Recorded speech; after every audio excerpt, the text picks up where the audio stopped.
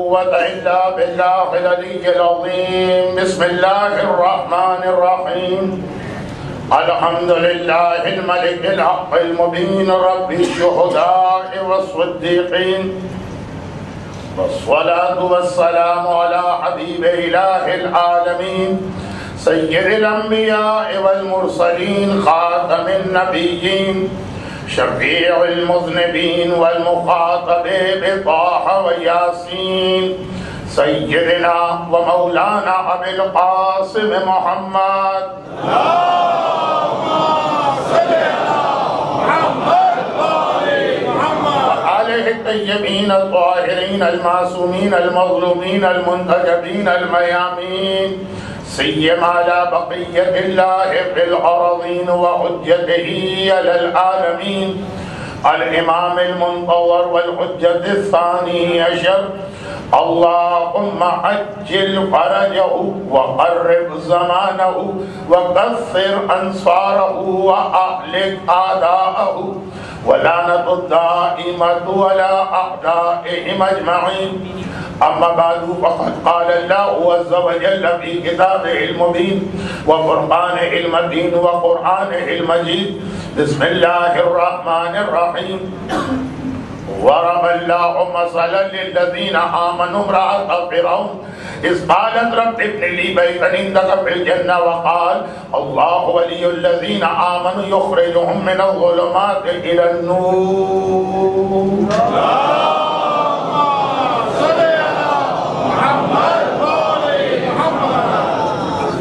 آج کی رات شب شہادت بھی ہے اور شب جمعہ بھی ہے، اور اس عشرہ سجادیہ میں چونکہ صرف ایک ہی شب جمعہ واقع ہو رہی ہے تو شب شہادت کو ذہن میں رکھتے ہوئے کہ شب جمعہ کے تیرے اپنے عنوان ہوتے ہیں، اس پہ بھی تھوڑی بہت گفتگو کرنا ہوگی. اگر تاریخیں اس انداز کی ہوتی کہ دو شب جمعہ ہمیں ملتی، جو غالباً میرے بعد والا عشرہ ہوگا اس میں دو شب جمعہ ہمارے قابل احترام حجت الاسلام مولانا رضوی صاحب کو ملیں گی، تو پھر ایک شب جمعہ صرف شب شہادت کے حوالے سے بات ہوتی. لیکن ایک آسانی میرے لیے یہ ہے کہ جس امام معصوم کی شہادت کی رات ہے تو اگر آپ اس کی زندگی پہ نگاہ ڈالیں تو شب جمعہ کی یہ تین خصوصیات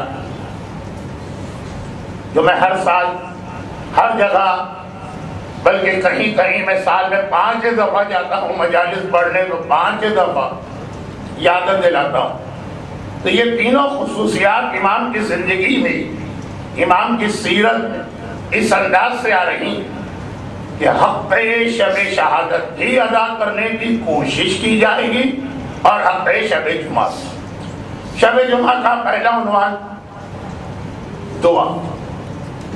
دعا کے حوالے سے صحیفہ کاملہ سب سے پہلے ذہن میں آتی ہے، وہ اسی امام معصوم کا ایک تحفہ ہمارے اور آپ کے. شب جمعہ کے حوالے سے دوسرا عنوان موت، اور جس کثرت کے ساتھ چوتھے امام کے کلام میں موت کے وہ تمام پہلو واضح کیے گئے جنہیں ہم جیسے طالب علم ساری زندگی بیان کرنے کی کوشش کرتے ہیں. اپنی موت کو یاد رکھنا، جو تم سے پہلے گزر گئے ان کی موت کو یاد کر کے ان کی مدد کرنا، موت کا علاج، موت کی مشکلات سے بچنے کا طریقہ، یہ سارے مختلف پہلو. دعائے ابو حمزہ صومالی کے چند جملے تو ایسے ہیں کہ اگر عرب دنیا میں آنے کے بعد آپ حضرات دعائے ابو حمزہ صومالی سے اتنے واقف نہ ہوتے، ہمارے یہاں پاکستان میں یا ہندوستان میں بھی دعائے ابو حمزہ صومالی کا نہ پہلے کوئی رواج تھا نہ اب ہی بہت زیادہ رواج ہوا، لیکن یہاں تو آپ واقف ہو گئے کہ کتنی معتبر، کتنی مستند، کتنی مجرب اور کتنی اہم دعا. لیکن اس کے چند جملوں پہ غور کریں. تو آدمی گھبرا جاتا ہے کہ یہ معصوم کا کلام تو نہیں لگ رہا، تو کسی انتہائی گنہگار آدمی کا کلام لگ رہا۔ گرچہ صحیفہ کاملہ کی دعائیں توبہ پڑھ کے بھی کبھی ذہن میں یہی خیال آتا، تو وہ تو ایک بہت بڑا فلسفہ ہے کہ ہماری تعلیم و تربیت کا طریقہ لیکن اب قیل خروج ہوئی، اب قیل فیق اللہ، اب قیل سوال منکر و نکیر فی قبر، اب قیل خروج من قبر حاملا ثقلی علی ظہر۔ دعائیں ابو حمزہ صومالی، میں رو رہا ہوں اس وقت کو یاد کر کے جب روح میرے بدن سے نکلے، میں رو رہا ہوں اس وقت کو یاد کر کے جب فشار قبر کا عذاب دیا جائے گا، میں رو رہا ہوں اس وقت کو یاد کر کے جب منکر و نکیر آ کے سوال کر رہے ہوں، میں رو رہا ہوں اس وقت کو یاد کر کے جب قیامت کے دن اپنی قبر سے اپنے گناہوں کا بوجھ اپنی کمر پہ لے کے نکلنا۔ نعوذ باللہ، امام معصوم کی شان کے خلاف یہ جملے ہیں، لیکن خود امام ارشاد فرما رہے ہیں۔ اور اگرچہ اس کا بہت ہی مختصر ایک پس منظر میں نے بتا دیا کہ ہماری تعلیم و تربیت کے لیے، لیکن الفاظ اتنے سخت ہیں کہ آدمی کو یقین بھی نہیں آتا کہ کوئی معصوم امام یہ لفظ اپنے لیے کہہ سکتا۔ لیکن بات ہو رہی تھی آج کی رات دعا کی رات، صحیفہ کاملہ، دعائے ابو حمزہ صومالی، دعائے عرفات، آج کی رات موت کی یاد، موت کی رات، موت کو یاد کرنے کی رات، موت کی تیاری کرنے کی رات، چوتھے امام کی سیرت۔ اور آج کی رات زمانے کے امام کو اس لیے یاد کرنے کی رات کہ ایسی ہی رات کے اختتام میں وہ ظاہر ہونے والے، اور چوتھے امام کی سیرت۔ زمانے کے امام کی سب سے زیادہ تیاری کرائی گئی، تو یہ تینوں اس شب جمعہ کے موضوع، اس امام معصوم کی زندگی اور سیرت انتہائی نمایاں ہے، جن کی شہادت کی رات ہے، تو ہم امام معصوم کا حق ادا کرتے ہوئے انہی موضوعات پہ آج بات کریں گے۔ لیکن اس سے پہلے ذرا سا ربط پہلی 3 مجالس سے دیر کے بعد کو آگے بڑھایا جائے۔ جناب آسیہ کی دعا ویسے تو ابھی میں اس میں پورا اشرا پڑھ کے آ رہا ہوں، لیکن یہاں تو صرف ایک پیغام کے لیے تھی کہ اس قالت رب ابن لی بیتا عندک فی الجنہ، اے خدا میرے لیے ایک گھر چاہیے، میرے لیے بنا دے گھر، مگر دنیا کا نہیں، اصل گھر وہ یہاں سے بات چلی کہ مومن کا فوکس، مومن کے سامنے ہمیشہ آخرت و جنت ہوتی ہے، ساتھ میں دنیا مل جائے تو کیا کہنا، لیکن اصل ہدف، اصل ٹارگٹ، اصل کوشش، اصل اچیومنٹ اس کے لیے آخرت، جو جناب آسیہ اس حالت میں مانگ رہی ہے، اس آخرت کو جو ہم عیش و آرام کی زندگی میں آگے توجہ نہیں دیتے۔ لیکن بہت اس پہ اس ایک جملے میں بہت بات ہو گئی، گرچہ اس دعا کے اور بہت سارے پیغام ہیں، لیکن کیونکہ میں خاصے طویل عرصے کے بعد مسقط میں آیا، ابھی اپریل میں چند مجلسیں، اور یہ تو اتنی ساری پرانی باتیں میرے ذہن میں کہ میں ہر چیز کو تھوڑا تھوڑا ٹچ کر کے آگے بڑھنا چاہتا ہوں۔ اب جناب آسیہ کی اس دعا کے حوالے سے آخرت اور پھر یہ گفتگو کہ آخرت کو حاصل کرنے کے لیے تمہیں امر بالمعروف اور نہی عن المنکر کرنا، کیونکہ جب خدا نے حضرت شعیب نبی پر یہ وحی نازل کی کہ تمہاری قوم کے 7,000 گناہگاروں پہ عذاب آ رہا، دیکھیے جناب شعیب کے زمانے میں دنیا کی آبادی کتنی تھی، اب آج کل تو چھوٹے چھوٹے گاؤں 60,000 کے ہوتے ہیں، اس وقت لندن اور نیو یارک اور واشنگٹن اور ٹوکیو، بمبئی اور کلکتہ جیسے شہر 60,000 کے نہیں ہوتے۔ بڑا ادب اور کرنسی کی ویلیو سمجھنے زمانے کا بڑا خیال کرنا پڑتا.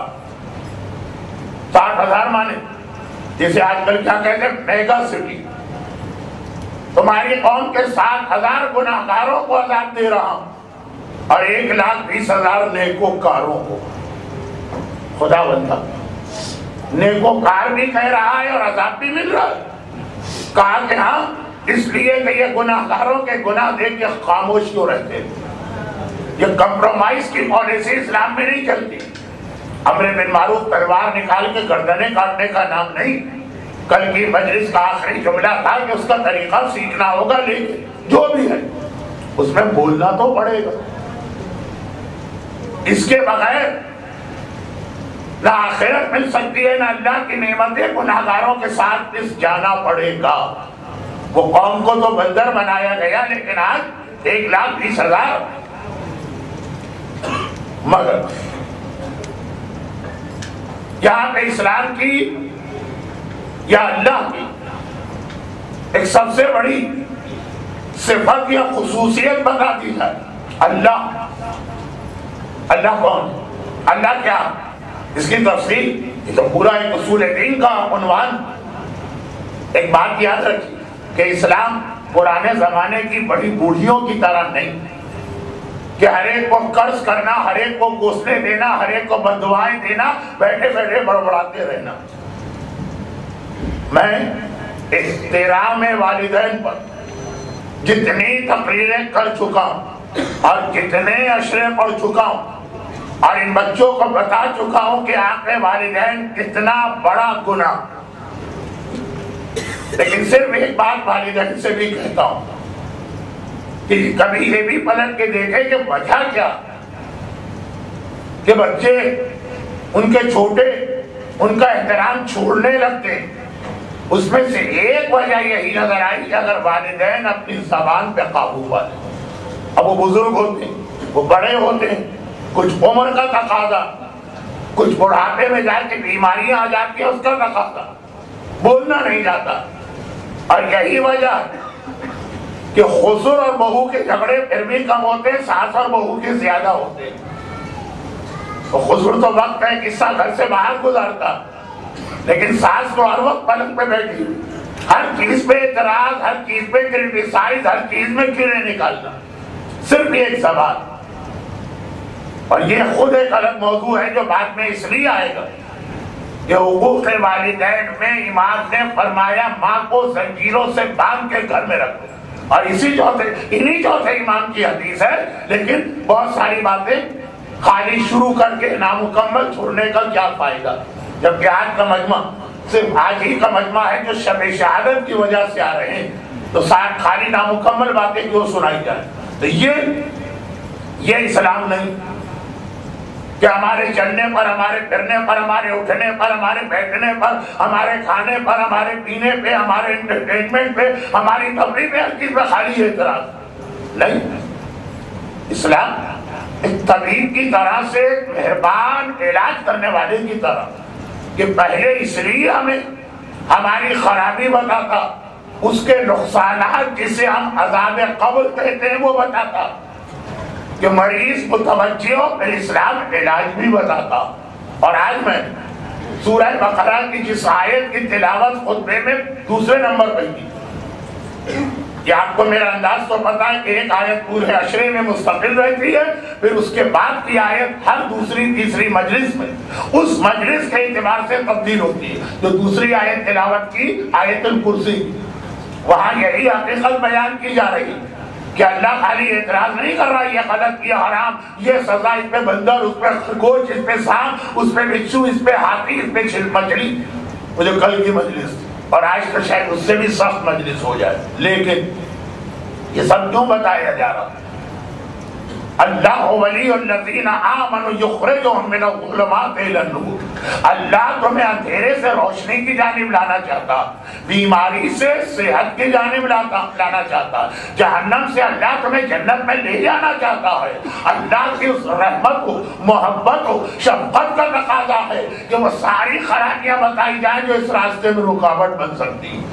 جس کی وجہ سے تم بیمار رہو گے، جس کی وجہ سے تم ظلمات یعنی اندھیرے میں رہو گے، جس کی وجہ سے تم جہنم میں رہو گے، اللہ ولی الذین آمنوا یخرجہم، تمہیں نکالنا چاہتا ہے، تمہیں لے جانا چاہتا ہے منزل کمال کی جانب۔ اللہ ولی الذین۔ اور یہاں پہ رک کے ایک بہت چھوٹی سی بات، اب یہ اتنی چھوٹی بات ہے کہ اس کے لیے الگ سے مجلس نہیں پڑھی جا سکتی، تو یہاں رک کے ایک بات عرض کر دوں، اور یہ میرے شب جمعہ کے تیسرے موضوع کا حصہ ہے۔ پہلا موضوع دعا، دوسرا موت، تیسرا زمانے کا امام۔ یہ چھوٹی سی ایک بات آ گئی ہے، اور جیسا کہ میں مجلس میں 2-3 دفعہ ہی عرض کروں گا کہ آج کا مجمع اس کا خیال کرتے ہوئے میں بات کر رہا ہوں کہ کل اپنی مصروفیات کی وجہ سے یا مجلس خشک ہونے کی وجہ سے یا کوئی دلچسپی نہ ہونے کی وجہ سے نہیں آ پائیں گے لوگ، تو آج کی باتیں ان کو آج مل جائیں۔ تیسرا موضوع جو زمانے کے امام کا ہے، یہ جو اب جملہ کہہ رہا ہوں وہ ذرا اس سے بھی متعلق، اور وہی ہے دنیا بھر تقریباً ہر جگہ صاحبان ایمان کا بڑا مشکل وقت، جان، مال، عزت، ناموس، اولاد مختلف حوالوں سے خطرے میں ہے، اور مختلف انداز کے حملے ہو رہے ہیں۔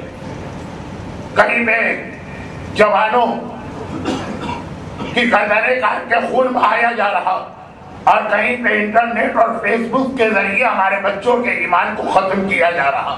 ساری دنیا کہیں چلے جائے، صاحبان ایمان کے لیے مشکل وقت۔ تو اب ہمارے علماء، اور یہ علماء سے مطلب مجتہدین نہیں، میں نے پچھلی مجالس میں بھی جو شہزادی کی شہادت کے حوالے سے ہوئی تھی ایک جملہ عرض کیا تھا کہ حوزہ علمیہ میں ڈویژن آف ورک، مرجعیت ایک الگ شعبہ، تفسیر ایک الگ شعبہ، تاریخ ایک الگ شعبہ، نہج البلاغہ پہ ریسرچ ایک الگ شعبہ، علم عرفان ایک الگ شعبہ۔ تو مقدس علماء جو لوگوں کے مسائل فراڈ اور چیٹنگ کے بغیر قرآن اور احادیث اور دعاؤں سے حل کرتے ہیں۔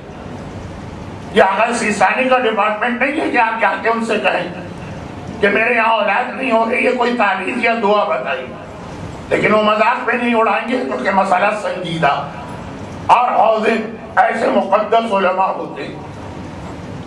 ان میں سے کئی، اب حوالے دینے کی ضرورت نہیں ہے کیونکہ کوئی آج کی بات نہیں، صاحبان ایمان خیبت صغریٰ سے لے کے آج تک ہمیشہ ہی مظالم کا نشانہ بنے اور ظہور امام تک بنتے رہیں گے۔ کہ وہی میں نے کہا نا کہ امام کا موضوع بن جائے گا، لیکن اسلام نے پھر ایمان کی سلامتی کی الگ چیزیں بتائیں۔ آج آپ میں سے کتنے لوگ شب جمعہ دعا یا تیلا اسی لیے پڑھیں گے؟ روز نہیں پڑھ سکتے تو شب جمعہ پڑھ، اور روز پڑھنا چاہیں تو یا مقلب القلوب ثبت قلبی علی دینک، یہ مختصر دعا یا تیلا، یہ ایمان کی سلامتی۔ کچھ لوگ جان اور اولاد کی سلامتی کے عمل کرتے ہیں، کچھ مال اور روزگار یا الگ الگ چیزیں، میں بلا وجہ بات کو پھیلا رہا ہوں۔ خلاصہ یہ کہ جہاں پہ حالات بہت زیادہ خراب ہوں وہاں پہ قرآن کریم کا ایک ایسا سورہ جان، عزت اور اولاد کے تحفظ کے لیے پڑھنے کا حکم ہے، اور ایسے مقدس علماء سے میں نے اس عمل کا ریکمنڈیشن سنا کہ یہ میرا اپنا ڈپارٹمنٹ بھی نہیں، پھر بھی موضوع بنا تو ایک جملہ عرض کر رہا ہوں، اتنا مقدس علماء سے،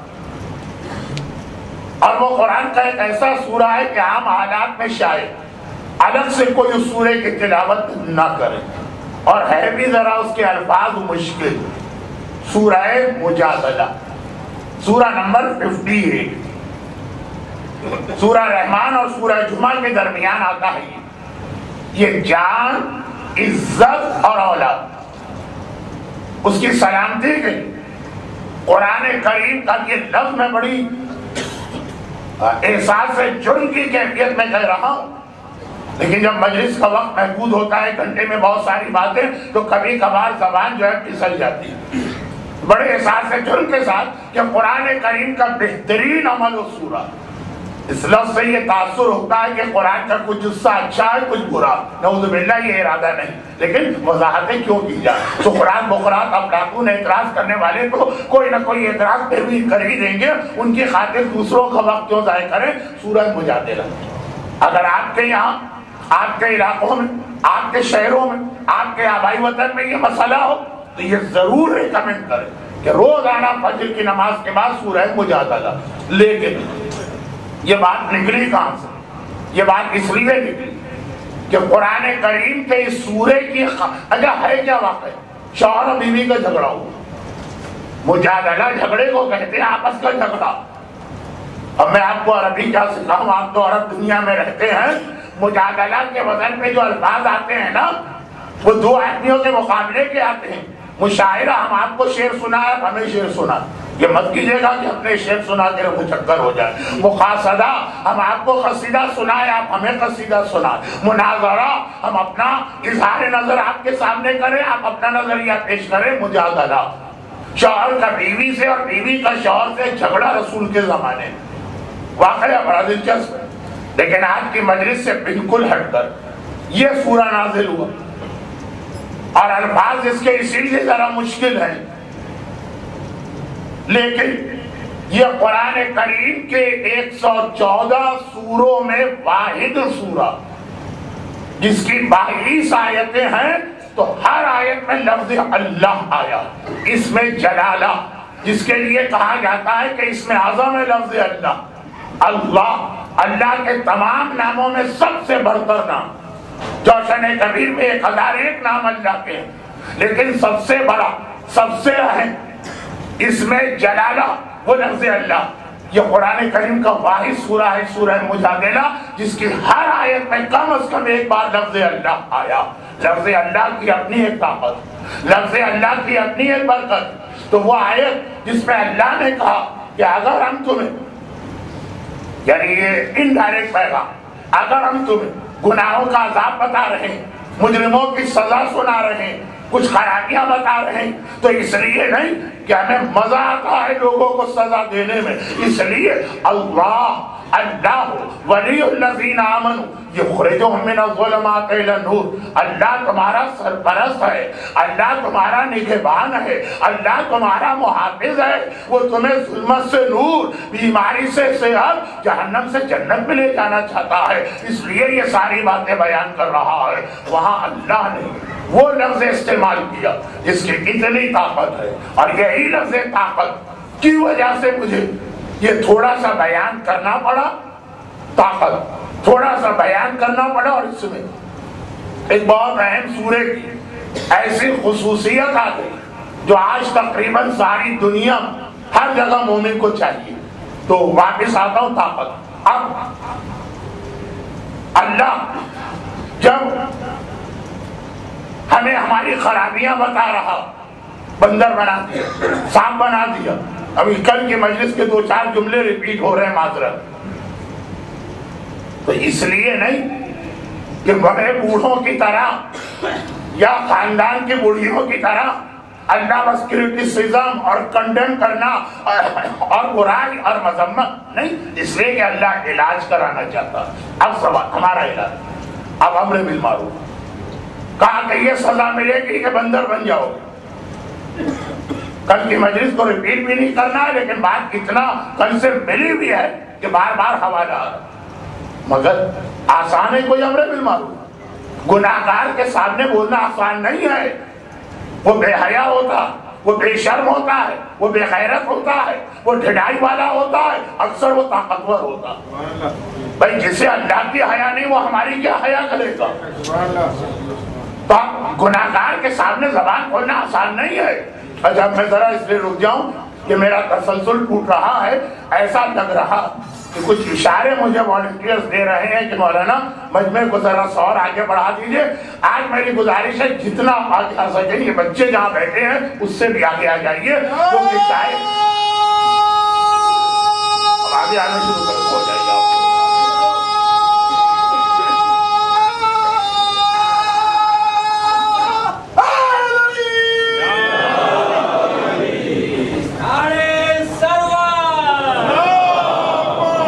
سرور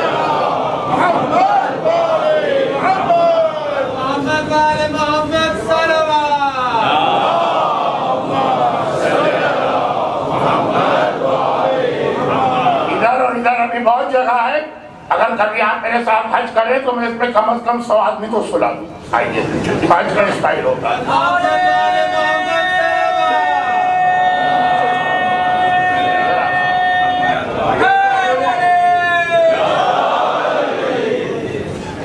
مولانا اب دوران مجلس میں نے کہا نا کہ کچھ ایسا بیک پین نہیں، شولڈر پین، کہ میں جھک کے نہیں دیکھتا ہوں، دائیں بائیں نہیں دیکھتا ہوں. مولانا آپ دوران مجلس دائیں بائیں نہیں دیکھتے، آپ کا سائڈ پوسٹ دیکھتے دیکھتے ہم تھک جاتے ہیں، اس لیے نہیں آتے سائڈ پر. آج کے دن معذرت. خیر، تو یہ لوگوں نے مجھے جواب دیا اس سے پہلے جب میں عاشورے کی مجلس پڑھ رہا تھا. خیر، خلاصہ یہ کہ بھائی امر بالمعروف کے لیے طاقت چاہیے، کیونکہ گناہگار جو اللہ سے کوئی شرم نہیں کر رہا وہ ہم سے کیا شرم کرے گا کہ ہم نے کہا غلط کر رہے ہو تو وہ سر جھکا کے چپ چاپ آگے بڑھ جائے. اور جیسا میں نے عرض کیا کہ زیادہ تر گناہگار طاقتور ہوتے ہیں، پیسے کا غرور، عہدے کا غرور، کوئی ایسی پوزیشن معاشرے میں ملی ہے اس کا غرور. تو آخر مومن اس کی طاقت کا مقابلہ کس طاقت سے کرے؟ یاد رکھیے کہ اس کی طاقت کا مقابلہ آپ دنیاوی طاقت سے نہیں کر سکتے. بھائی نمرود سے بات کرنے جائیں گے تو اتنی بڑی طاقت نمرود، آپ کتنی ہی طاقت لے کے جائیے اس سے تو چھوٹے ہی رہیں گے. آپ فرعون سے بات کرنے جائیے، کتنے ہی آپ ہتھیار اور اسلحہ اور جسمانی ورزش اور اپنے آپ کو فٹ پھاڑ کر کے لے کے جائیں. اگر فرعون خدا کہہ رہا ہے اپنے آپ کو، جیسا روایت میں ہے کہ پیسے والے بھی اپنے آپ کو خدا سمجھتے ہیں، اور یہ جملے کی وضاحت کسی اور مجلس میں ہوگی، ابھی نہیں. لیکن طاقت چاہیے، کیسے مقابلہ کیا جائے؟ اب امر بالمعروف تو اللہ نے کہہ دیا کرو، ورنہ جو کل کا جملہ تھا جسے میں آج شہادت کی وجہ سے دہرانا نہیں چاہتا کہ نہیں کرو گے تو گھر میں خرگوش پھدکیں گے، دکان پہ بندر اچھلتے نظر آئیں گے، گلیوں میں بے چھلکے کی مچھلیاں ٹہلتی نظر آئیں گی. امر بالمعروف کرو. طاقت گناہگار کے سامنے کتنی مجبوریاں آدمی کی ہوتی ہیں. جاب سے نہ نکال دے، کاروباری پارٹنرشپ نہ توڑ لے، جو اس سے فائدے مل رہے ہیں وہ نہ بند ہو جائیں. ملا احمد نراقی نے معراج السعادہ 2 لائنوں کا ایک واقعہ لکھا. اچھا، یہ جتنی باتیں ابھی تک میں نے کی کہ چوتھے امام کی ان 2 حدیثوں کی روشنی میں کی ہیں جو حدیثیں کل تلاوت کی گئی. ایسا نہیں ہے کہ میں شب شہادت کے موضوع پہ نہیں آیا ہوں. دونوں چوتھے امام کی حدیثیں، بنی اسرائیل کا واقعہ اور وہ گناہ جس کے نتیجے میں بلائیں نازل ہوتی ہیں اور دعا رد ہوتی ہے، وہ 2 حدیثیں. بہت چھوٹا سا ایک واقعہ. ایک شہر میں ایک بزرگ، بڑے قابل احترام، مقدس، شہر والے احترام کرتے تھے. جیسے پہلی مجلس میں نے آقا ثانی کا ذکر کیا تھا، یہ ایک عام سا واقعہ. ہر آدمی ان کا احترام کرتا ہے، حتیٰ دکاندار، محلے کا قصائی. ان کے گھر میں ایک بلی پلی ہوئی ہے، روزانہ شام کو جو گوشت بچ جاتا ہے یا چھیچڑے بچ جاتے ہیں وہ لا کے ان کو خود ہی دے کے جاتا. یہ خدمت میری جانب سے تحفہ.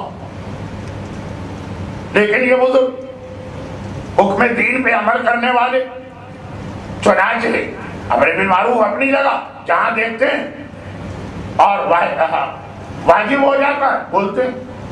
ایک دن ان کی آنکھوں کے سامنے اس قصائی سرین بزنس میں فراڈ سے کام دیا، آنکھوں کے سامنے سنی سنائی بات نہیں، آنکھ سے دیکھ رہے ہیں. اور اکیلے نہیں ہیں، سب لوگ کھڑے، یہ سر جھکا کے آگے بڑھ رہے.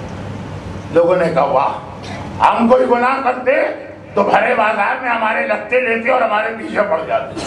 خدا نے کوئی گناہ کیا، اس کے گھر پہنچ گئے، اس کو نصیحت کر. اور یہ قصائی جو کہ روزانہ ایک گفٹ ان کو جا کے دیتا اور ان کی بلی کے لیے فری میں گوشت آتا، تو اس کے سامنے دیکھا کیسے سر جھکا کے چلے گئے. کہاں گئے اور آ گئے. اور آنے کے بعد امر بالمعروف شروع کیا. قصائی غصے میں آ گئے، میں آپ کا اتنا احترام کروں، میں آپ کی اتنی عزت کروں، میں آپ کی اتنی خدمت کروں، اور آپ نے اس کا بھی خیال نہیں کیا. یہ غلطی میں نے کر لی تو آپ نے ٹوک دیا، جائیے آج سے آپ کی بلی کو میری جانب سے کوئی گوشت نہیں ملے گا۔ کہا کہ میں اسی لیے گھر گیا کہ میں نے پہلا کام تو یہ کیا، بلی کو گھر سے نکال باہر کیا۔ جب تک یہ میرے گھر میں رہے گی تیرے سامنے میری زبان کھلے گی نہیں۔ جب تک بلی میرے گھر میں پلی ہے تیرا دباؤ رہے گا۔ پہلے میں نے بلی کو نکالا پھر امر بالمعروف کیا۔ دلوں میں بلی ہوتی ہے، ایک ڈر، ایک خوف، ایک ویسٹڈ انٹرسٹ، ایک کسی سے فائدہ، ایک کسی سے غرض۔ اب کیسے آدمی کی زبان کھولے جہاں واجب ہے بولنا؟ کل کی مجلس کہاں ختم ہوئی؟ امام معصوم تھے، ہر دربار میں کس طرح غیروں کے سامنے، اب غیر کے لفظ کو نہیں سمجھا رہا ہوں، کل رومن سفیر کا ذکر آ چکا ہے۔ تو اب اے اللہ تو یہ تو کہہ رہا ہے کہ واجب کام کر، ہماری طاقت تو دے، ہم کمزور ہیں جسمانی اعتبار سے، گناہگار ہم سے طاقتور ہے، ہم کمزور ہیں مالی اعتبار سے، گناہگار ہم سے طاقتور، ہم کمزور ہیں عہدے اور اسٹیٹس کے اعتبار سے، گناہگار ہم سے طاقتور ہے، کیسے امر بالمعروف کریں؟ اللہ کا جواب کیا ہوگا کہ ہم نے تمہاری اسی ہدایت کے لیے محمد و آل محمد کو اس دنیا میں بھیجا ہے۔ جا کے ایک جملہ سن لو مولا، ایک جملہ ہر ایک کو یاد۔ میں خیبر کا واقعہ جب پڑھتا ہوں ایسا نہیں ہے کہ نہیں پڑھتا ہوں بہت پڑھتا ہوں، کیونکہ خیبر کے واقعے میں ایک بڑا دلچسپ جملہ آتا، اور میں ڈر رہا ہوں کہ خالی ایک جملہ بتانے کے لیے آج کی شہادت کی مجلس کا موضوع نہ رہ جائے کہ خیبر بنایا گیا تھا آخری رسول کی مدد کے لیے جنہوں نے بنایا تھا، اور بعد والوں نے بالکل مقصد کو الٹا کر دیا۔ ایسا نہ ہو کہ آخری امام کی مدد کرنے والوں کے ساتھ بھی یہی اینٹی کلائمیکس ہو جائے۔ اس جملے کو یہاں چھوڑیے، اس کی وجہ سے میں بہت پڑھتا ہوں اور اکثر کہتا ہوں کہ خیبر کے دو جملے ہمارے اور آپ کے لیے بہت ہیں، ایک اللہ کے رسول کا جملہ اور ایک مولائے متقیان کا جملہ جو میرا موضوع بن رہا۔ پہلے علی کا جملہ، علی اوسط کی سیرت بیان کرتے ہوئے ہمارے موضوع کو آگے بڑھائے گا دو جملے۔ پہلے رسول کا جملہ سن، علی خیبر کے اس دروازے کو اکھاڑا جسے کھولنے اور بند کرنے کے لیے 40 سے زیادہ آدمی لگتے تھے، خالی پش کرنے، خالی دھکا دے کے اسے بند کرنے کے لیے۔ علی نے اسے اکھاڑا اور اپنے ہاتھ میں لے کے چلے۔ لشکر اسلام گھبرا کے پیغمبر کے پاس آیا نا، یا رسول اللہ علی کی طاقت دیکھیے، جس دروازے کو خالی بند کرنے اور کھولنے کے لیے 40 آدمی چاہیے، وہ پورا دروازہ علی کے ہاتھ میں۔ پیغمبر نے کہا تم علی کے ہاتھ کی بات کرتے ہو، جا کے علی کے پیروں کو دیکھو۔ ابھی ٹھہریے، علی کے پیروں کو دیکھو۔ یہاں پہ میں آپ کو تو پتا ہے کہ میں تو مہاراج فقہ اور اصول کا آدمی، فقہ میں ایک مسئلہ آتا، اللہ کا رسول جب کوئی حکم دیتا وہ حکم یا واجب ہوتا ہے یا مستحب ہوتا۔ حکم رسول ان دو سے خالی نہیں، یا واجب ہے یا مستحب ہے۔ پیغمبر نے کہا علی کے پیروں کو دیکھو، دیکھو عربی میں صیغہ امر ہے، اردو میں حکم ہے، دیکھو۔ اس کا مطلب یہ ہے کہ علی کا پیر دیکھنا یا واجب ہے یا مستحب ہے۔ اگر واجب ہے تب بھی عبادت ہے، مستحب ہے تب بھی عبادت ہے۔ تم علی کے چہرے کا ذکر کرتے رہو، علی تو وہ ہے جس کے پیروں کو دیکھنا بھی عبادت ہے۔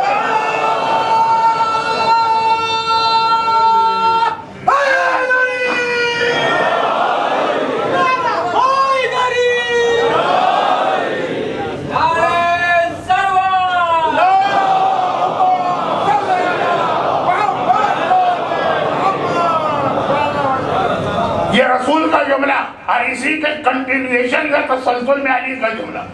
اب لوگ علی کے پاس آئے، یہاں سے وہ جو ہمارا اور آپ کا موضوع ہے امر بالمعروف، علی کے پاس آئے، یا امیر المومنین یہ آپ نے یہ یا بالحسن آپ نے یہ قلعہ خیبر کا دروازہ اس حالت میں اکھاڑا جو کہ سوکھی ہوئی روٹیاں استعمال کرتے ہوئے، تو کیا جواب دی؟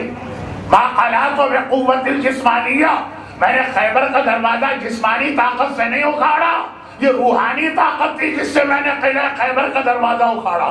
روحانی طاقت. امر بالمعروف کا علاج یہی ہے.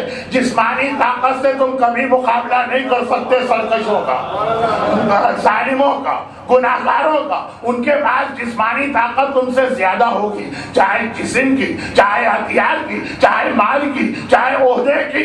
یہ طاقت زیادہ ہوگی. امر بالمعروف وہی کرے گا جس کے پاس علی کی طرح سے, علی کی پیروی کرتے ہوئے, علی کی غلامی کرتے ہوئے روحانی طاقت آ جائے. اور یہ روحانی طاقت کہاں سے آتی؟ یہ آج کا موضوع. اگرچہ آدھا وقت گزر چکا ہے, لیکن بہرحال آج کا موضوع یہاں پہ تھا کہ وہ امر بالمعروف تو اللہ نے بتا دیا. ارے خدا وہ طاقت, یہ روحانی طاقت ملتی کہاں سے ہے جس کے بعد آدمی بڑے سے بڑے ظالم, سرکش, گناہگار نہ اس سے ڈرے, نہ روک کھائے, نہ خوف کھائے, نہ کسی فائدے کی خاطر خاموش رہے؟ یہ طاقت ملتی کہاں سے؟ میرے بچپنے میں اور اب میرے بچوں کے بھی بچپنے میں شاید ٹیلی ویژن پہ ایک کارٹون آتا تھا, پوپائی دا سیلر. بڑا کمزور بیچارہ, منحنی, جسے دیکھیے اس کو مار کے چلا جاتا, جسے دیکھیے اسے مکے رسید کرتا رہتا. لیکن جب اس کو جلال آتا, ایک بار اس نے وہ ٹین کا ڈبہ نکالا, ٹین پیک, اور کھولا, اور وہ جب اسے کھایا پورا جسم طاقت سے بھر گیا. اب بڑے سے بڑا پہلوان اس کے مقابلے میں نہیں ٹھہرتا. کیا وہ اسپینش ہوتی تھی غالباً اس کے, وہ تو کارٹون کی بات. اللہ نے مومن کو ایک ایسی ہی طاقت دی ہے, بڑے کمزور ہو لیکن جب اسے استعمال کرو گے تو اتنے طاقتور ہو جاؤ گے پھر کسی بھی طاقت کا خوف دل میں نہیں رہے گا. اور اس دوا کا نام, ٹونک کا نام, انجیکشن کا نام, پوپائی دا سیلر کے اسپینش کا نام ہے الصلاۃ, نماز. نماز کوئی معمولی عبادت نہیں ہے. نماز اللہ نے وہ عبادت رکھی ہے جو کمزور کو طاقتور بناتی ہے, جو مظلوم کو ظالم پہ غالب آنے کا موقع دیتی ہے, جو دنیا میں کھڑے آدمی کو اللہ کی بارگاہ میں پہنچاتی ہے. نماز میں ایک طاقت ہے.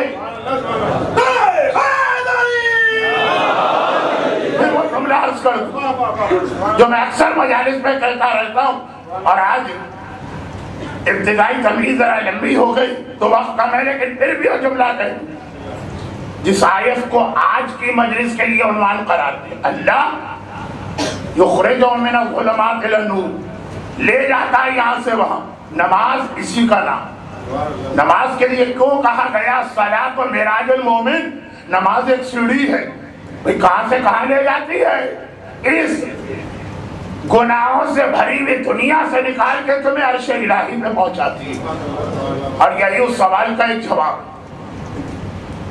ایک عالم گزرے ہیں جن کا نام ہے امام المشککین. یہ لقب نام نہیں, ان کا کام ہے ہر چیز میں شک پیدا کرنا. کسی مسئلے کو حل نہیں کر پاتے. فخر الدین رازی, انہوں نے سورہ مائدہ کی آیہ ولایت کی تفسیر کرتے ہوئے انما ولیکم اللہ ورسولہ والذین آمنوا الذین یقیمون الصلاۃ ویؤتون الزکاۃ وہم راکعون. تمہارا ولی وہ ہے جو حالت رکوع میں زکات دیتا. ایک عقلی اعتراض کیا, عقلی اعتراض کہا کہ یہ علی والے جو ہیں, ان کے الفاظ میں نقل نہیں کر رہا, یہ علی والے جو ہیں عجیب پاگلوں جیسی بات کرتے, دو مختلف چیزوں کو جمع کر دیتے, یا یہ مانو یا وہ مانو. ایک طرف وہ کہتے ہیں کہ ان کا امام ایسی نماز پڑھتا تھا کہ حالت نماز میں تیر کھینچو تو پتہ نہ چلے, ایسا علی نماز میں. دوسری طرف کہتے ہیں مسجد میں فقیر آ کے بھیک مانگ رہا, علی نے آواز بھی سنی, بلایا بھی, انگوٹھی بھی دے. بھائی یا تو یہ کہو کہ علی کی نماز ہماری آپ کی طرح تھی, نماز بھی پڑھ رہے, سن بھی رہے, دیکھ بھی رہے, آوازیں بھی آ رہی ہیں, اور یا پھر کہو کہ ایسی نماز دنیا کی خبر ہی نہیں ہوتی ہے, تیر بھی کھینچو تو پتہ نہ چلے. دو باتیں ایک ساتھ کیسے جمع ہوں؟ ہمارے علماء نے جواب دی. خاص طور پہ اردو منبر کی تاریخ کے سب سے بڑے خطیب شمس العلماء خطیب آل محمد مولانا صفت حسن صاحب اردو منبر پہ اس سے بڑا خطیب آج تک تو نہیں آیا.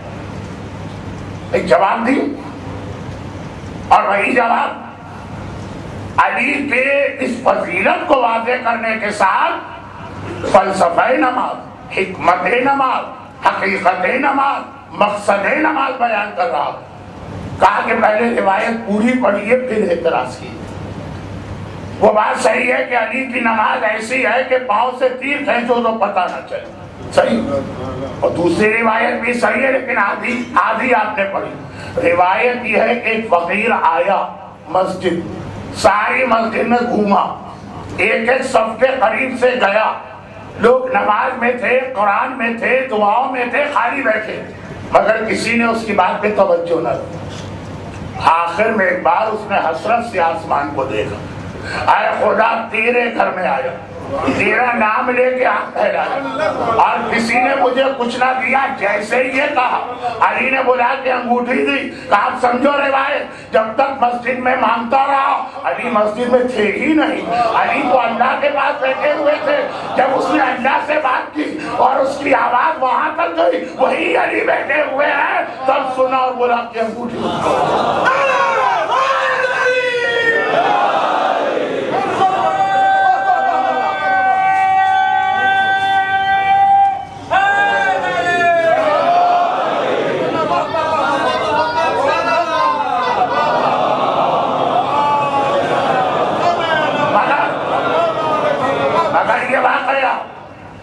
علی کی فضیلت کے علاوہ فلسفہ نماز بیان کر رہے ہیں۔ نماز کیا چیز ہے؟ بندے کو یہاں سے اٹھا کے عرش الہی پہ پہنچانا۔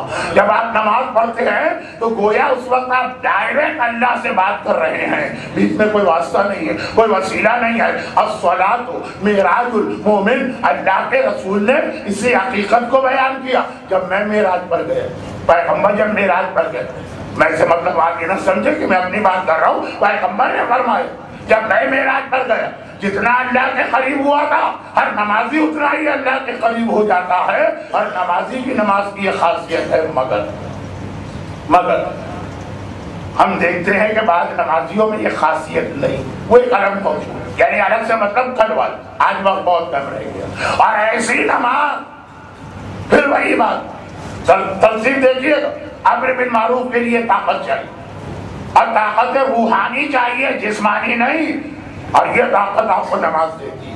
یہی وجہ کہ جہاں امر بالمعروف کا تذکرہ ہے اس کے ساتھ نماز کا ذکر ضرور ہے۔ بہت ہی مختصر ایک آیت، ایک روایت، مجھے یہاں وسیع نامہ لگا ہوا، ایک آیت، ایک روایت، آیت زمانے کے امام کے بارے میں، الذین ان مکناہم فی الارض، کل تلاوت، اقاموا الصلاۃ، آتوا الزکاۃ، وامروا بالمعروف ونہوا عن المنکر۔ جس امام کو ہم دنیا کی حکومت دیں وہ امر بالمعروف کرے گا، لیکن پہلے نمازیں قائم کروائے، نماز قائم ہو تو وہ طاقت آتی۔ اور آج یا تو آپ لوگ اپنے آقا کو سلام کر چکے ہیں زیارت وارثہ، اور یا مجلس کے بعد سلام کریں گے زیارت وارثہ، اشہد انک قد اقمت الصلاۃ وآتیت الزکاۃ وامرت بالمعروف۔ امر بالمعروف بعد میں ہے، پہلے ہے کہ آپ نے نماز قائم کی اور امر بالمعروف کیا۔ ہر جگہ نماز پہلے ہے کہ نماز طاقت دیتی ہے، اور خالی طاقت ہی نہیں دیتی، نماز ایک اور بہت اہم پیغام دیتی۔ وہ قافلہ مدینے آ گیا جس کی قیادت سجاد کر رہے تھے، پہنچ گئے، بہت مشہور روایت، لیکن جس امام کی شہادت کی مجلس ضروری ہے اس روایت کی تلاوت، قافلہ مدینے آ گیا۔ اب مدینے والے پرسادی میں آئے، اچھا خواتین تو پھیل گئی کا مطلب بکھر گئی، کچھ جناب زینب کے پاس آئی، کچھ کلثوم کے پاس گئی، کچھ لیلا کے پاس، کچھ رباب کے پاس، کچھ کبرا کے پاس۔ مرد تو سارے سجاد کے پاس آئے، آنے والا مرد تو خالی ایک ہی، سارا مدینہ۔ اور پھر کسی نے ایک عجیب سوال کیا، اصل میں اس سوال کا جواب بھی یہ زیارت وارثہ، سوال پہلے ہوا چوتھے امام کے زمانے، زیارت بعد میں ملی ہے چھٹے امام کے زمانے۔ سوال کیا کسی نے، کہا فرزند رسول میں اس دن بھی مدینے میں تھا جب 28 رجب کو آپ کا بابا یہ قافلہ لے کے گیا، اور آج بھی جب آپ یہ قافلہ لے کے آ رہے ہیں اور دونوں قافلوں کا فرق بھی دیکھ رہا ہوں، کیسا آباد بھرا ہوا قافلہ، کیسا لٹا ہوا قافلہ آیا ہے کہ فرات کے کنارے جو فاطمہ کا گھرانہ اجڑا تو قیامت تک آباد نہیں ہوگا۔ البتہ یہاں قیامت سے مراد قیامت صغریٰ حکومت امام۔ خیر، مولا سارا قافلہ بدلا نظر آ رہا۔ علم کو بھی دیکھوں تو جاتے وقت سبز رنگ کا تھا اور آتے وقت سیاہ رنگ کا ہے۔ مولا صرف اتنا بتائیے کہ سارا جہاد اور قربانی دے کے ملا کیا؟ آپ لوگ کامیاب آئے کہ ناکام؟ کیونکہ بظاہر تو یزید ابھی تک حکمران، اس آدمی نے جملہ نہیں کہا لیکن مفہوم اس کا وہی تھا۔ کامیابی ملی کہ ناکامی؟ مولا نے کہا کہ کام میرا کر دے، اس سامنے میرے نانا کی مسجد ہے، 2 رکعت نماز پڑھ کے آئے۔ مولا میرے سوال کا جواب؟ کہا تو نے خود ہی اپنے سوال کا جواب دے دیا۔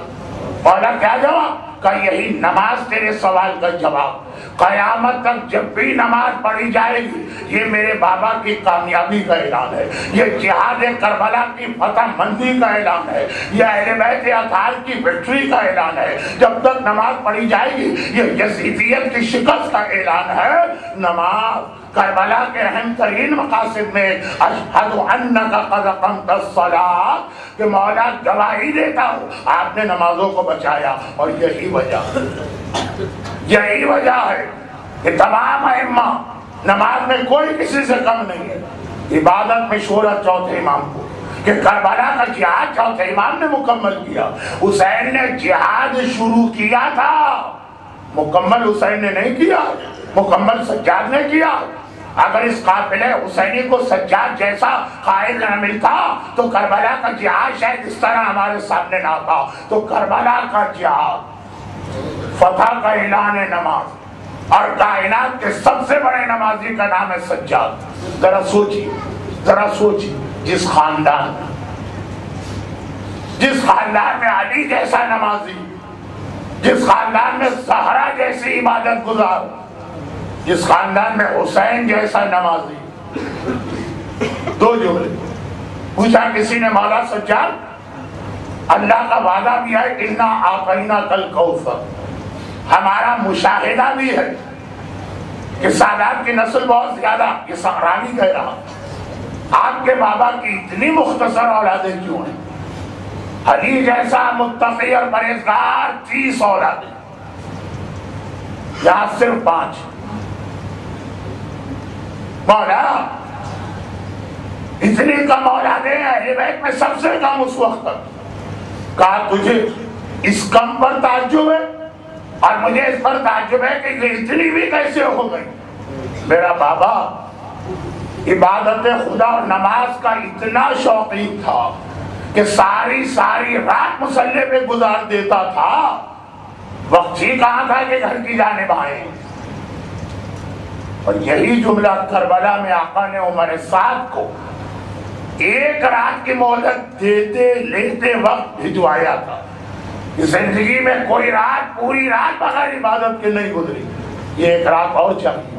تو اب جس خاندان میں ایسا عبادت گزار حسین جیسا، جس نے تیروں کے درمیان بھی نماز پڑھی، علی جیسا عابد جس کی عبادت کی کیفیت ابھی گزری مجلس میں، زہرا جیسی نماز پڑھنے والی، جناب فضا کا جملہ ساری رات اتنی نمازیں پڑھتی تھی کہ روزانہ فجر کے بعد شہزادی کے پاؤں سوج جاتے تھے، ورم آتا تھا، سویلنگ ہو جاتی تھی۔ لیکن یہ سب کے ہوتے ہوئے زین العابدین شام کا یہ قیدی بنا، سید الساجدین شام کا یہ قیدی بنا، سجاد یعنی سجدے کرنے والا کثرت سے وہ شام کا یہ قیدی بنا۔ علی جیسے عبادت گزار کے ہوتے ہوئے یہ لقب علی کو نہیں ملا، علی بھی سجاد، علی بھی زین العابدین، لیکن ذرا دیکھیے اتنے بڑے بڑے عبادت گزاروں میں سجاد کی عبادت اتنی مشہور ہوئی زین العابدین یہی، سید الساجدین یہی، سجاد یہی. کربلا کی کامیابی کا اعلان ہے نماز، اور سجاد نے سب سے زیادہ اپنے بابا کی کامیابی کا اعلان کیا.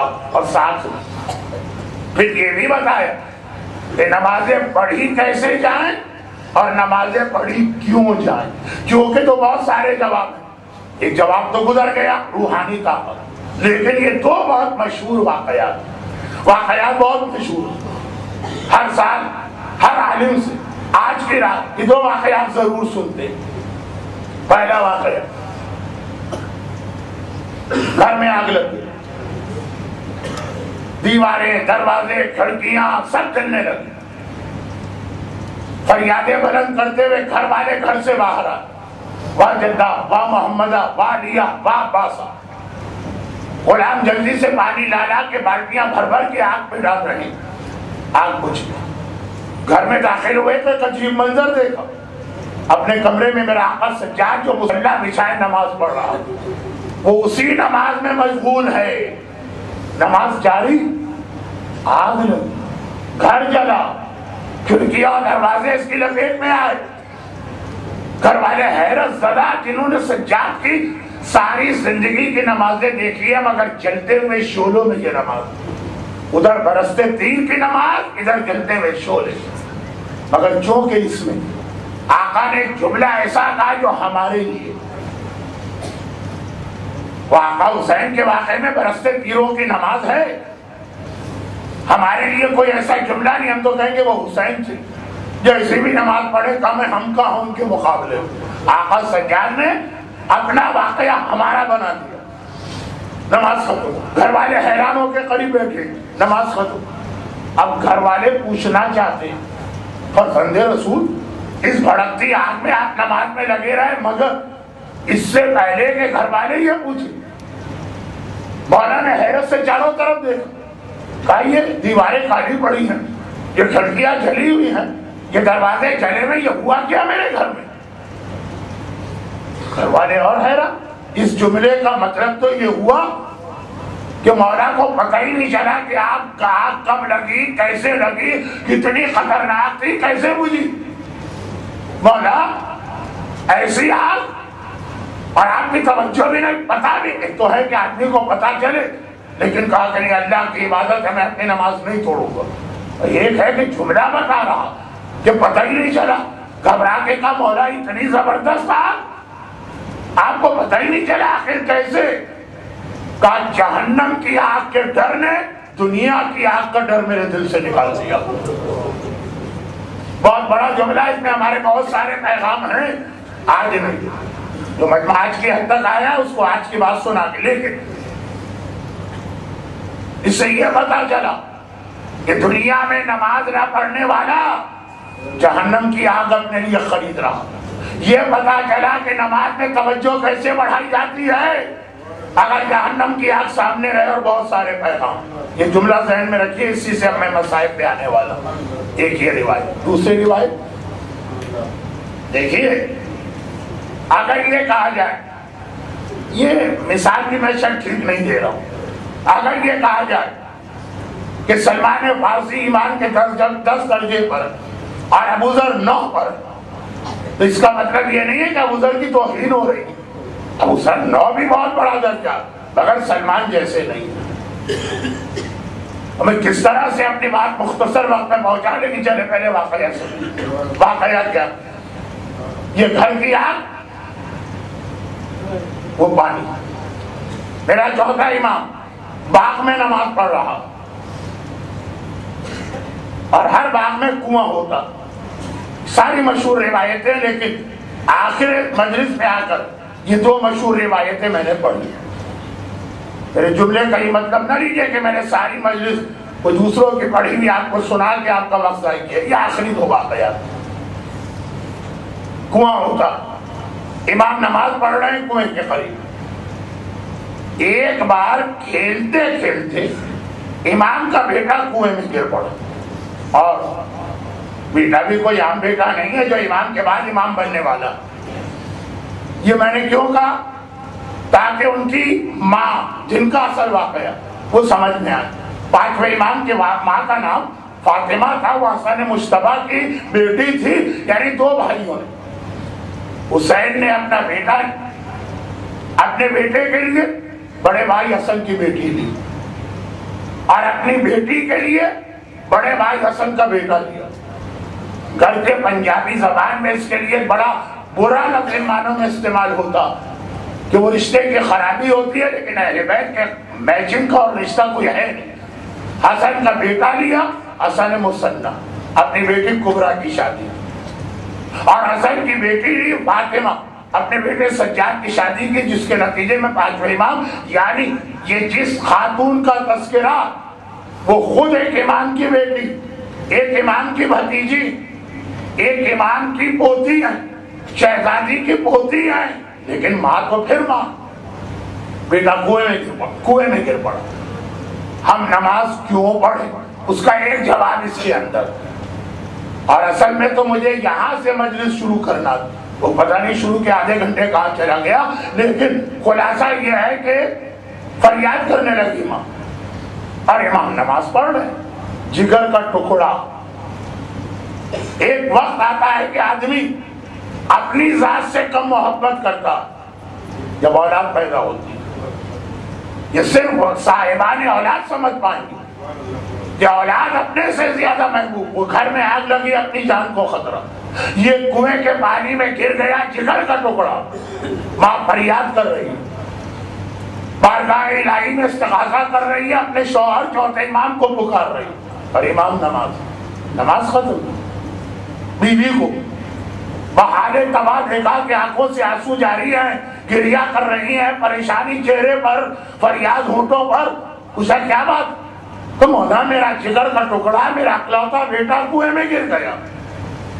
امام نے ہاتھ آگے بڑھائے، کنویں کے قریب امام کا ہاتھ پہنچا، اور کنویں کا پانی خود ہی بلند ہوا، یہاں تک کہ منڈیر کے لیول پر آیا. امام نے ہاتھ بڑھا کے پانچویں امام کو، جو بڑے آرام سے اس پانی پہ بیٹھے تھے، اٹھایا، ماں کے حوالے کیا، اور ایک جملہ کہا. اگر یہ جملہ نہ کہتے تو یہ واقعہ معجزے تک رہتا. فرمایا اے ضعیفۃ الیقین. اب معاذ اللہ اس کا مطلب یہ نہیں ہے کہ وہ خاتون کا رتبہ کم ہے، لیکن بہرحال امامت کے برابر تو نہیں ہے نا. کہا کہ اے ضعیفۃ الیقین، اگر میں اللہ کی جانب متوجہ نہ رہتا تو اللہ میری اولاد کی جانب متوجہ نہ ہوتا. میں نے اس کا خیال کیا، اس نے میری اولاد کا خیال کیا. نماز کسے کہتے؟ پورا فلسفہ نماز اس جملے میں آ گیا.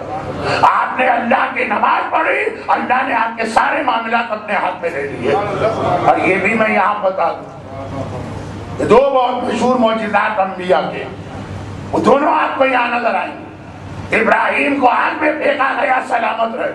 چوتھا امام اس جلتی ہوئی آگ میں نماز پڑھ رہا. موسیٰ کے لیے دریا میں راستہ بنا کے سلامت رکھا گیا. چوتھے امام کے لیے کنویں کے پانی میں ان کے بیٹے کو سلامت رکھا گیا کہ آ کے دیکھو، وہ موسیٰ کا ایک معجزہ، وہ ابراہیم کا ایک معجزہ، یہ وہ ہے جو فخر موسیٰ بھی ہے اور سردار ابراہیم بھی ہے.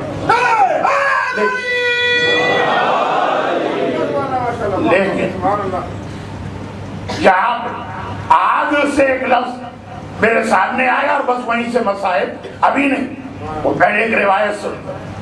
چوتھے امام نے فرمایا جہنم کی آگ کے ڈر، دنیا کی آگ کا ڈر میرے دل سے نکال. اور کنویں والا واقعہ تو اس لیے میں نے پڑھا، لوگ پوچھے نا کہ ہم نماز پڑھیں تو ہمیں ملے گا کیا؟ یہ ملے گا کہ اللہ مکمل طور پہ تمہارا محافظ و نگہبان ہوگا. امام نے یہ نہیں کہا کہ میں حجت خدا ہوں، میرے بیٹے کو اللہ بچائے گا. کہا نہیں، میں اس کی جانب متوجہ رہا تو وہ میرے گھر والوں اور اولاد کی حفاظت کرتا رہا. یہ پیغام ہمارے آپ کے لیے، باقی باتیں کل. لیکن نماز کے حوالے سے وَلَهَا سَبْعَةُ أَبْوَابٍ لِكُلِّ بَابٍ مِنْهَا جُزْءٌ مَقْسُومٌ. جب قرآن کی آیت نازل ہوئی کہ جہنم کے 7 دروازے، اور اللہ ہر دروازے سے گناہگاروں کے گروہ کو جہنم میں داخل کرے تو اللہ کے رسول اتنا روئے کہ روتے روتے مسجد سے نکلے اور غائب ہو گئے، غیبت میں چلے گئے۔ 3 دن گزر گئے، اصحاب رسول حیران ہو کے دیکھ رہے ہیں کہ رسول ہیں کہاں۔ یہ وہ زمانہ ہے جب مولا یا تو یمن کا گورنر بنا کر 6 مہینے کے لیے یمن بھیجا گیا، اور یا کسی اور مہم پر مولا مدینے سے باہر بھیجے گئے۔ پیغمبر کا کوئی پتہ نہیں، مسجد ہے بغیر رسول کے، نمازیں ہیں بغیر امامت نبی۔ چوتھے دن ایک چرواہا دوڑا مسجد میں آیا، کہاں ہے رسول اللہ، مجھے ان سے ایک مسئلہ پوچھنا۔ لوگوں نے کہا تو ہم خود ڈھونڈ رہے، 3 دن سے تو رسول ہے ہی نہیں مسجد، بتا تیرا مسئلہ کیا۔ کہا کہ جبل صلا یہ ہمارا خاندانی پہاڑ ہے، یعنی پتہ نہیں کتنی پشتوں سے ہمارا قبیلہ اس کے قریب رہتا، اور ہمارے جانور صبح اس پہاڑ پہ جاتے ہیں گھاس چرنے، شام کو واپس آتے ہیں۔ جانوروں کو راستے معلوم ہوتے، جان ہرانا پتہ نہیں کیا بات۔ 3 دن سے یہ جانور واپس آ رہے ہیں شام، تو ان کے بدن میں اتنا دودھ ہوتا ہے، اتنا دودھ سارے جانور کہ ہم تو حیران ہو گئے۔ پہلے دن تو ہم نے توجہ نہ دی، اب ہم چکرا گئے کہ یہ ماجرا کیا ہے۔ وہ گھبرا رہا ہے کہ کہیں اس کے اندر کوئی جنات پنات کا دخل تو نہیں ہے، لیکن اصحاب رسول فوراً مسکراتے، یہ رسول کی پہچان ہے۔ جہاں سے گزرتے ہیں زمین سبز ہو جاتی ہے، سوکھا درخت سرسبز ہو جاتا ہے، بے موسم کے درخت میں پھل آ جاتا ہے، کمزور جانور طاقتور ہو جاتا ہے، جس کے جسم میں دودھ بھی نہ ہو کثرت سے دودھ۔ یہ تو پیغمبر کی پہچان۔ کہا کہ ہمارے ساتھ چلو۔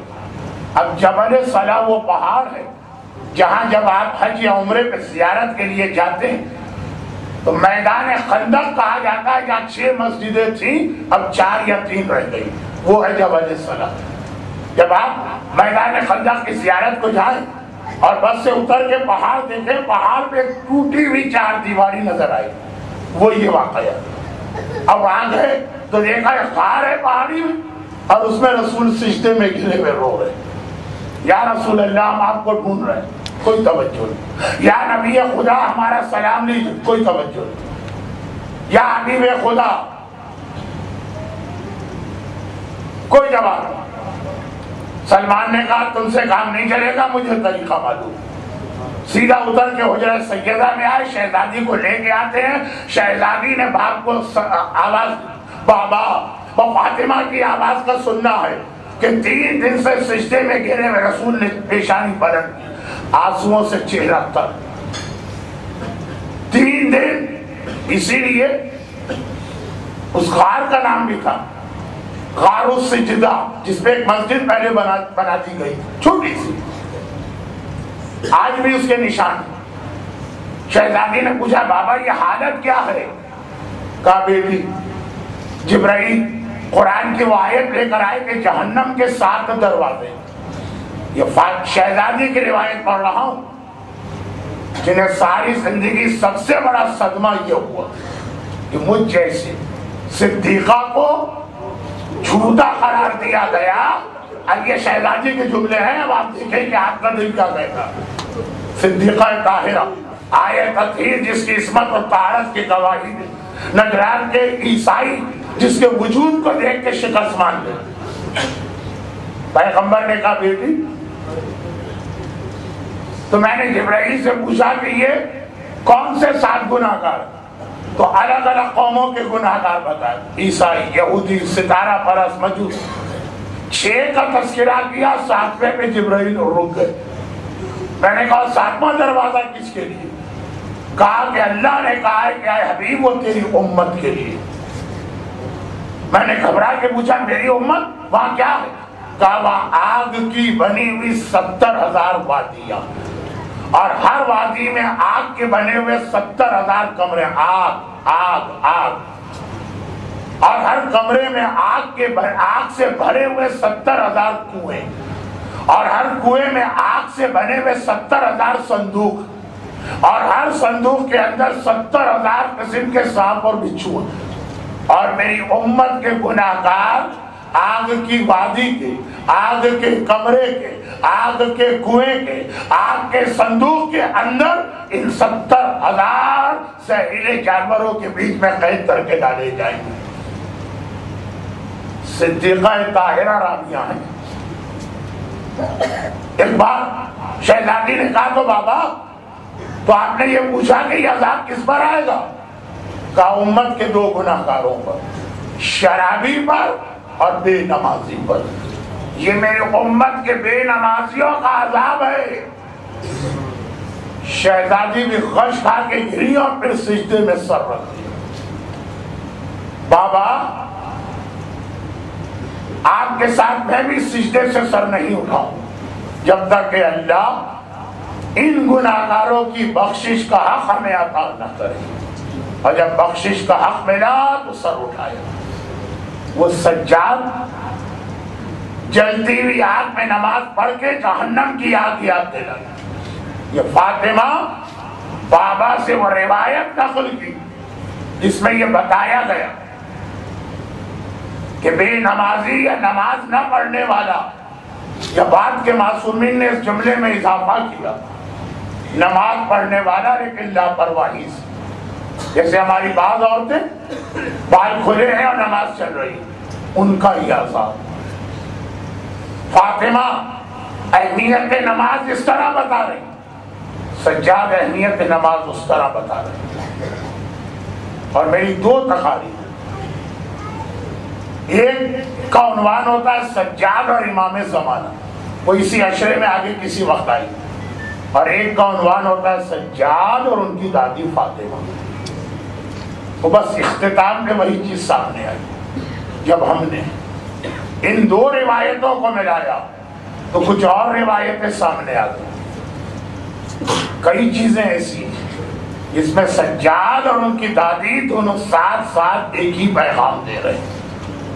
ایک نماز، فاطمہ نے بھی نماز کا پیغام اور سجاد، اور دوسری چیز عزاداری۔ دادی اور فاطمہ کے حالات، دادی اور پوتے کے حالات کو ملا کے چل رہا ہوں۔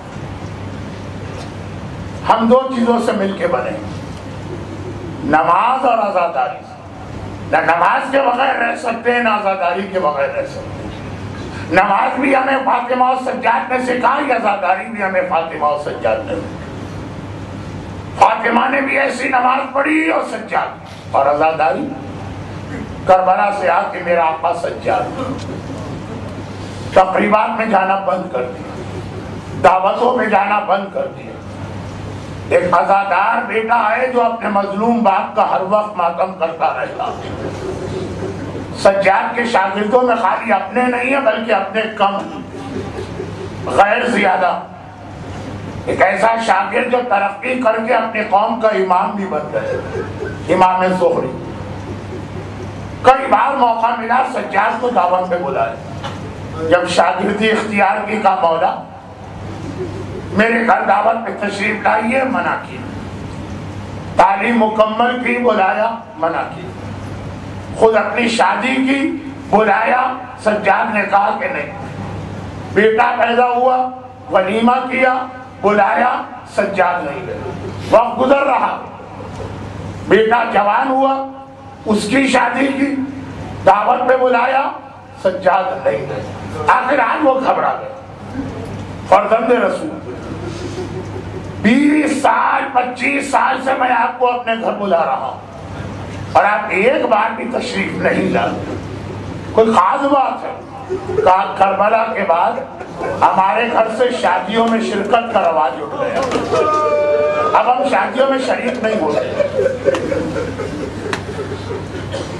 تو مولا اگر کوئی آپ کی دعا لینا چاہے میں یہاں رکوں. آج کی مجلس میں مسائل کے فوراً بعد تابوت آ جائے تو دعا کا موقع نہیں ہوگا. خداوندہ تجھے مظلوم سجاد کی دعاؤں کا واسطہ جو ان صاحبان ایمان کو دے رہے ہیں، آج کی مجلس میں جتنے مومنین اور مومنات ان کو اور ان کے گھر والوں کو اور ان کی اولادوں کو اور پریشانی سے محفوظ فرما، ان کی ساری حاجتیں پوری فرما. حسین کے اس وارث کی شہادت کا واسطہ ہمارے تمام مرحومین کو علیہ العلم میں سجاد سے ملحق فرما.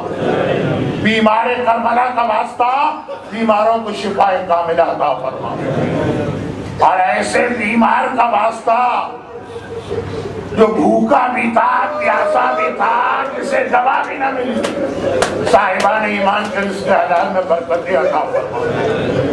اور اس بیمار کی کمر پہ پڑنے والے کوڑے اور اس بیمار کی آنکھوں کے سامنے اس کی بابا کے لاشے پہ دوڑنے والے گھوڑے، ان کا انتقام لینے کے لیے اسی کے وارث و فرزند اپنی آخری حجت کے ظہور میں تاکید فرما. مولا اگر کوئی اپنے گھر میں آپ کو بلا کے دعا لینا چاہے تو آپ خوشی کی تقریبات میں بلانے سے کوئی فائدہ نہیں، ہم نہیں جاتے. میرے بابا کی ایک مجلس کر لو، میرے بابا کی ایک مجلس کر لو، پھر دیکھو میں کیسے آتا ہوں. زہری نے اعلان کر دیا حسین مظلوم کی مجلس. مدینے کے لوگ تو کب سے تڑپ رہے تھے، اب جو مجلس ہوئی سارا مدینہ ٹوٹ کے آ گیا. زہری گھر سے نکلے تاکہ امام کو لے کے آئے، دیکھا کہ امام تو دروازے پہ کھڑے. مولا آپ نے کیسے زحمت کی، میں تو آپ کو لینے جا رہا تھا. فرمایا جہاں میرے بابا کا مسائل، میرے بابا کا غم پڑا جائے وہاں مجھے بلانے کی ضرورت نہیں ہے، میں جہاں پہ ہوتا ہوں خود چل کے آتا ہوں. ساکت خطیب کے ممبر کے قریب سجاد کو بٹھایا اور خطیب نے بھی اکبر کے مسائل پڑھے. وہ کفران بقا ہوا کہ لوگ دیواروں سے سر ٹکرانے لگے، کسی کو کسی کا ہوش نہ رہا. مسائل ختم، مجمع جانے لگا. اب گھر والا سجاد کے قریب آیا تاکہ مولا سے بیٹھ کے چند باتیں کرے. دیکھا کہ سجاد وہاں نہیں ہے جہاں بیٹھا کے گیا، ممبر کے قریب نہیں. ارے کہاں چلا گیا میرا مولا؟ صاحب خانہ ڈھونڈتا چلا تو کیا دیکھا؟ عزاداروں، کیا آنے والے عزاداروں نے جوتیاں اتاری ہیں. وہاں میرا مظلوم آقا خشیت عالم میں پڑا ہوا ہے، پانی چھڑکا گیا. سجاد نے آنکھیں کھولی، زہری نے ہاتھ جوڑے. مولا ممبر سے یہاں تک کیسے آئے؟ کیسے لوگ برداشت کر لیتے یہ جملے؟ جیسے ہی خطیب نے میرے بابا کے مسائل شروع کی، میں نے دیکھا آسمان سے اتر کے میری دادی فاطمہ الزہرا جہاں پہ عزاداروں کی جوتیاں ہیں اس کے قریب بیٹھ رہی ہیں، ہاتھ پھیلا کے دعا دے رہی ہے. خداوندہ یہ میرے لال کے عزادار فاطمہ ان کے حق میں دعا کرتے ہیں. نماز فاطمہ اور سجاد نے قائم کروائی، عزاداری فاطمہ اور سجاد نے مل کے آگے بڑھائی. سجاد بھی آتے ہیں، فاطمہ بھی آتی ہے، مگر مسائل خالی یہاں تک نہیں ہے. جوانی میں بوڑھا ہوتے ہم نے کسی کو نہیں دیکھا، اگر دیکھا تو دو ہی کو دیکھا. ایک رسول کی بیٹی فاطمہ، کیونکہ یہ روایت ہے جب مدینے ماتم سے روکا گیا اور شہزادی مدینے کے باہر بیت الحزن میں ماتم کرنے جانے لگی، روزانہ صبح اس طرح چلتی کہ ہاتھ میں عصا ہوتا، عصا کے سہارے جاتی، شام کو عصا تھام کے واپس آتی. عصا تو بڑھاپے کی نشانی ہے. شہزادی کی عمر تھی کتنی کہ فاطمہ کو ہاتھ میں عصا لینا پڑا مورخ نے کہا فاطمہ صرف 18 سال کی تھی، 18 سال، بغیر عصا کے چل نہیں سکتی، اور ادھر لوٹا قافلہ واپس آ گیا۔ محمد حنفیہ حسین کا چھوٹا بھائی پرسا دینے اپنے بھتیجے سجاد کو تلاش کر رہا ہے۔ میرا بھتیجا کہا؟ 24 سال کا جوان، سجاد کہیں نظر نہ آئے، سجاد نظر نہیں آئے۔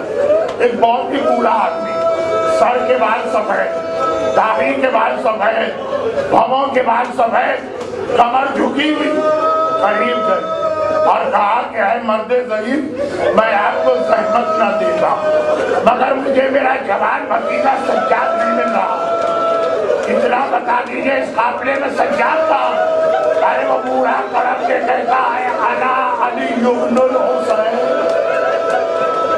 چچا محمد حنفیہ، ارے بھائی تو آپ کا جوان بھتیجا۔ اب فاطمہ سے کوئی پوچھے شہزادی آپ جوانی میں کیسے بوڑھی ہوگی تو کئی جواب دیں گی، کمر کے کوڑے کا ذکر کریں گی، چلے ہوئے دروازے کا ذکر کریں گی، ٹوٹی ہوئی بستیوں کا ذکر کریں گی، شہید محسن کا ذکر کریں گی۔ سجاد سے پوچھا آپ جوانی میں کیسے بوڑھے ہوئے، کچھ نہ کہا، صرف ایک لفظ الشام، الشام، الشام، آئے بازاروں میں میری پھوپھیوں کا جانا۔ عجیب منزل ہے مسائل کی، جوانی میں بوڑھا ہوتے یا فاطمہ کو دے گا یا سجاد کو، اور شام شام شام، یہ شام کا بازار اتنا رویا اتنا رویا اتنا رویا۔ دنیا میں جن کا دل سب سے سخت ہوتا پتھر وہ قصائی ہوتے ہیں۔ مدینے کے قصائی بھی سزادار کی عزاداری کو جانتے ہیں۔ مولا سجاد کہیں بھی جا رہا ہو، بازار مدینہ سے گزرے، کہیں بھی جا رہا ہو، سارے قصائی دکانوں پہ پڑ جاتے ہیں۔ کیوں؟ اگر سجاد کی نگاہ کسی قصائی کی کھلی دکان میں پڑ جائے اور ذبح شدہ جانور نظر آ جائے تو جہاں جا رہے ہیں اور راستہ بدلتے دکان میں آتے ہیں، قصاب صرف ایک سوال کا جواب دے دے، پانی پلا کے ذبح کیا تھا یا پیاسے جانور کے گلے پہ چھری پہ؟ اور قصائی ہاتھ جوڑتا، مولا آپ کے جد کی شریعت کو مانتا ہوں، 3 مرتبہ پانی جانور کے سامنے رکھا، آئے میرا مظلوم آقا سجاد، مدینے میں کھڑے ہو کے کربلا کا رخ کرتا ہے، السلام علیکم یا ابا عبداللہ۔ بابا مدینے کا جانور بھی پیاسا نہیں مارا جاتا، لیکن میرا مظلوم پیاسا بابا۔ آج وہ 35 سال اپنے گھرانے کا ماتم کرتا رہا، آج اس کے ماتم کی رات آ گئی ہے، آج وہ عزادار دنیا سے جا رہا ہے۔ مجھے یقین ہے جب چوتھا امام آخری سانسیں لے رہا ہوگا، ایک مرتبہ زینب نے کہا ہوگا بھیا حسین میرے ساتھ چل، سجاد کو لے جانا ہے۔ سجاد کو لینے زینب بھی آج حسین بھی آئے، مگر خالی 2 جملے، زیادہ سہمت نہیں، 2 جملے۔ پہلا جملہ 25 محرم میرا مظلوم آقا دنیا سے رخصت ہوا، 5ویں امام نے جنازہ اٹھایا، بقیع کے قبرستان لے گئے، مولا 5ویں امام ان عزاداروں کا پرسہ لیجئے، آپ نے بابا کی لاشے پہ گھوڑے تو نہیں دوڑتے دیکھے، آپ نے بابا کو کفن تو دے دیا، آپ نے بابا کی نماز جنازہ تو پڑھ لی، آپ نے بابا کو دفن تو کیا، دفن کر کے باہر آئے۔ کسی نے کہا مولا جب سے بقیع میں قدم رکھا ہے کسی بیوی کے رونے کی آواز، میرا 5واں امام سر جھکا کے کہتا ہے ارے یہ میری دادی فاطمہ زہرا ہے جو میرے بابا کو لینے کے لیے آئی۔ آخری جملہ، ہاتھ جوڑ کے اور صحابی نے پوچھا مولا مگر جب آپ بابا کو غسل خانے میں غسل میت دے رہے تھے تو آپ کے بھی رونے کی آواز آ رہی تھی؟ ابھی تو فاطمہ رو رہی ہے بقری میں، غسل خانے میں تو آپ بھی رو رہے تھے۔ غسل میت دیکھتے ہوئے غسال روتے نہیں، مگر 3 میتیں ہیں کہ غسل دیکھتے ہوئے غسال رونے لگا۔ پہلی روایت زینب کی ہے، جب میرا بابا میری ماں فاطمہ کو غسل دے رہا تھا، میں دروازے کے قریب کھڑی تھی، میں نے دیکھا میرا بابا چیخ چیخ کے رونے لگا۔ جب غسل مکمل ہوا اور علی نے کہا زینب ماں کی زیارت کر لے، میں نے بابا کا دامن پکڑا، بابا آپ غسل میت دیتے ہوئے رو کیوں رہے تھے؟ علی نے کہا زینب جب غسل کا پانی ڈالتے ڈالتے میں کمر تک پہنچا تو فاطمہ کی کمر پر 90 دن بعد بھی گھوڑے کا زخم تازہ نظر آ رہا تھا۔ اور ایک 5واں امام غسل میت دیتے ہوئے رو رہا ہے۔ لوگوں نے کہا مولا یہ آپ کے رونے کی آواز کیوں آئی؟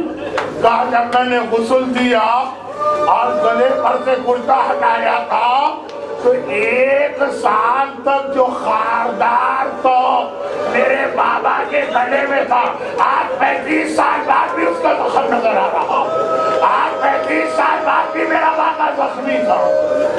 عزاداروں چوتھے امام کے مسائل تو ہو گئے، ایک آخری رونا بھی بتا دوں، جہاں دادی اور پوتا پھر مل جاتے ہیں۔ فاطمہ کو غسل دیتے ہوئے علی رویا، چوتھے امام کو غسل دیتے ہوئے 5واں امام رویا، اور جب زندان شام نے غسالہ بلائی، اے غسالہ آج ایک ننھی سی بچی کو غسل دینا، زندان شام میں غسالہ بلائی گئی، ارے غسل کیا دے، چیخیں مارتی بھی باہر نکل آئی، بیویوں اس بچی میں تم نے کتنے ظلم کیے، ارے سر سے پیر تک سارا بدن زخمی ہے، بس آخری جملہ، اب سجاد یہ لاشا لے کے سکینہ کو قبر میں اتار رہا ہے، ایک بار قبر سے فاطمہ کے ہاتھ باہر آئے، سجاد دادی ہر جگہ تیرے ساتھ، جہاں بھی تیرے ساتھ، فاطمہ اپنی سکینہ کو لینے آئی ہے، یا میری سکینہ کو میرے حوالے کر دے۔ فاطمہ نے سکینہ کو اٹھایا، آج چوتھے امام کا تابوت اٹھائے، وہ تابوت آ گیا، اپنی جگہ سے کھڑے ہو، وہاں سجادہ آج زینب کو پرسا دینے، آج حسین کو